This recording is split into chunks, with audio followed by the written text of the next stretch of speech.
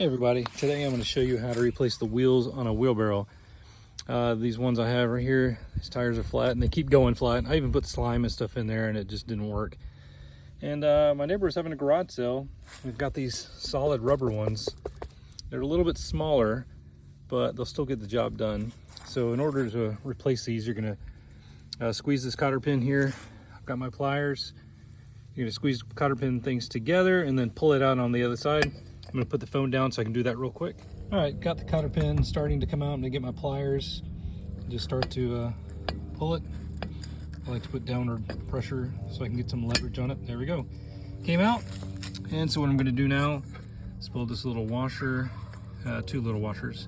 And just slide the wheel up. There we go. It's off.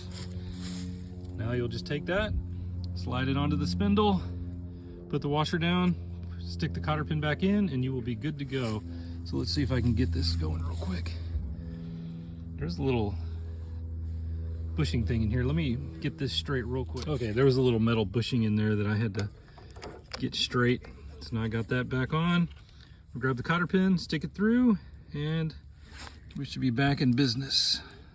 There's a little bit of extra play on the wheel here just because it's not as thick as the other one, but I think it'll be okay. You could put a spacer or something on there if you really wanted to. But yeah, so here's a solution to flat tires, nice solid rubber tires. I'm sure you can get them at Tractor Supply or Home Depot or Lowe's or wherever. So I'll put this on and we'll see how it rolls. All right, I've got the new wheels on there. Give it a little roll test. Seems to be doing just fine.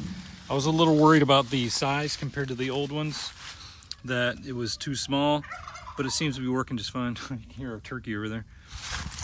But yeah, I mean, you can't tilt it too high, but just holding it normal right there and rolling it seem to be doing just fine.